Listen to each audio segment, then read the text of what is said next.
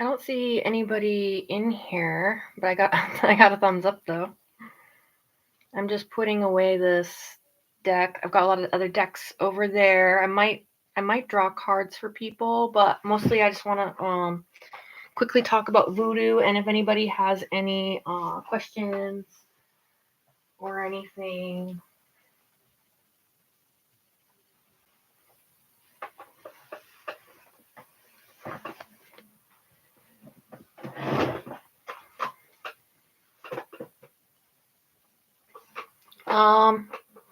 Just gonna be talking off the fly. I've got a couple videos planned. So on Facebook yesterday, Facebook's kind of dead, and also as I posts get lost. So this is an informative post about the nature of Bon Dieu or Bondye in Vodou. So that's God. Is said to be unknowable. However, there are clues based in worldview. Bondye or Bon Dieu is good God to delineate the difference in Abrahamic thought to God who judges and punishes. So instead, it's a good God who helps us. For God is thought to be kind, yet impersonal, as the Loa or Foduses, the Voodoos, are the faces or facets, like a diamond of God, or an embodiment of our experience as a human, or the experience of a people's. That's what the spirits also, they are, that what they each embody. Legba is seen as one of the closest or a likeness to God, not so much San Miguel, although San Miguel's very close as a sort of like a right-hand man in intelligence and as a messenger of the God's higher spirits to do with like the skill and the mind and communication. Aside from Dambala, emphasis on mind also, and destiny, path, and creation, egg and DNA. As one of the oldest, calm, and wisest Loa, Legba is mostly seen as a kindly older or old man, and he can also have the form of a mischievous child. As pure and as innocent as a baby is, closest to first spirit, and freshly traveled from the world of spirits, making a duality, this polarity of energy, spiritual and material, that's evidenced in the Marasa, the twins, the child Loa, the child spirits, to the material realm. The world of spirits exists as a mirror to ours, that like a portal that few people can access at will, this water door.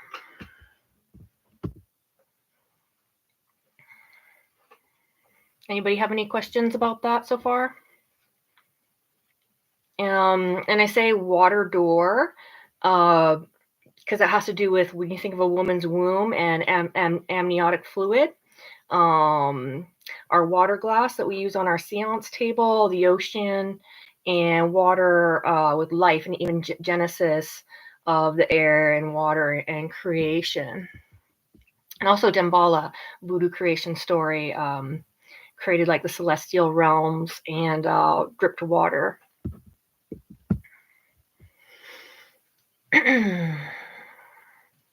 And that's also why like we pour libations. The elders are also closest to the ancestors because they're closer to death, supposedly. So they are closer to the dead. As a timeline of human life, like the mysteries of the Sphinx. So there's a riddle about a baby crawling on 4, a human walking on 2, and then an elderly person walking on 3, and with a cane. And we see one of Legba's number is 3.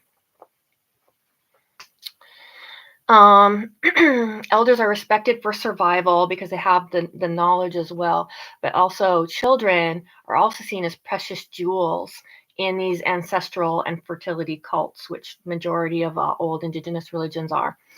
The first breath of air, cries, and sound announces life when a baby is born. Announces spirit or its departure. Other people cry when your family member dies and then they stop breathing.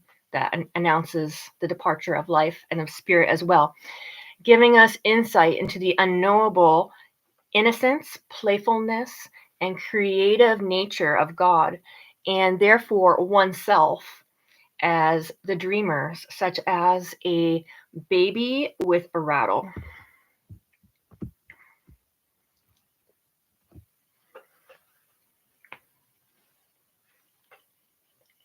Naked, yeah, you're born naked. True, that's the other thing too. You're born just like as you are, and then all the other stuff comes later.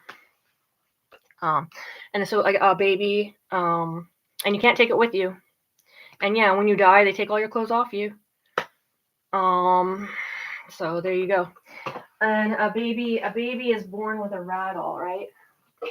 With a voodoo rattle. Like a baby is with a rattle. Okay.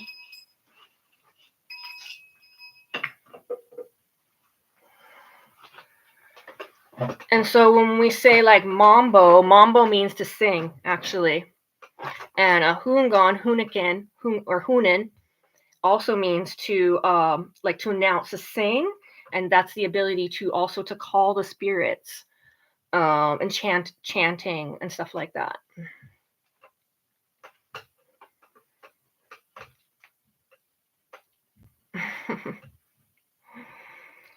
So I don't know if anybody has any questions. That's just 101, Voodoo 101, about the nature of God. Voodoo has Kabbalistic principles built within, but I was taught more that God is kind of like a baby from Hungan, from Yakmel, and he's since passed away.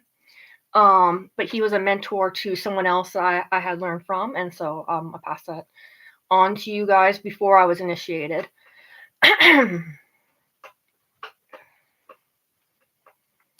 Also,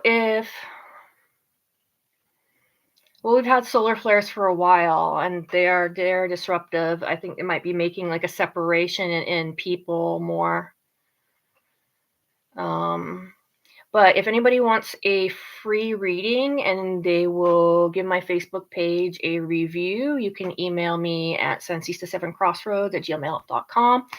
SANCISTA 7 crossroads@gmail.com, or you can hit me up on Facebook and I will do a reading for you for a Facebook review.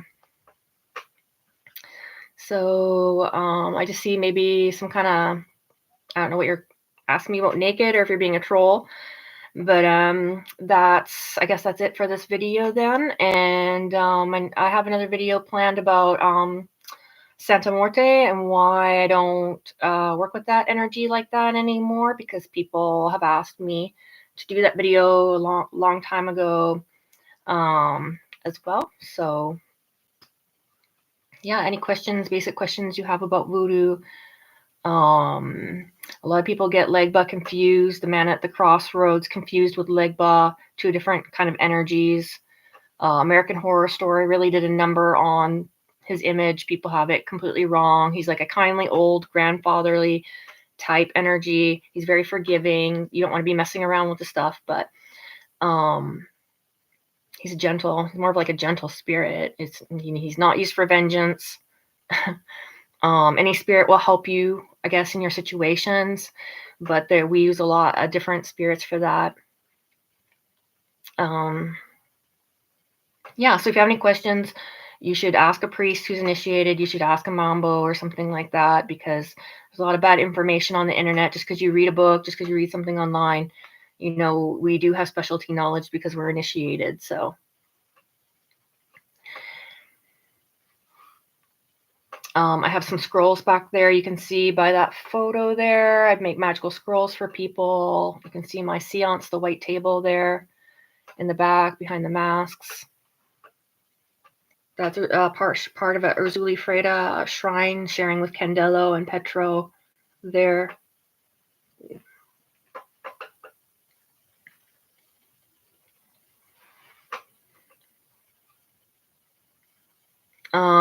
And receiving Puen is not like receiving Orisha pots. That's a Puen is more like a Makuto. If people want to compare religions, and also Cubans don't go around saying getting Orisha pots is like doing voodoo. Like they don't do that either. So it's more of like an outsider opinion, like not what we do. But people want to make money and say whatever, and that's just very disrespectful as well. Anybody have any questions about voodoo? I'll try the best I can to answer you.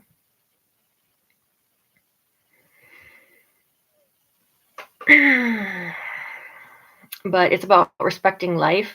Voodoo is supposed to be healing traditions that respect life, and that's why fertility is not just about the animals and the vegetables, and that's what we can eat. It's bringing new like children and the survival of a people.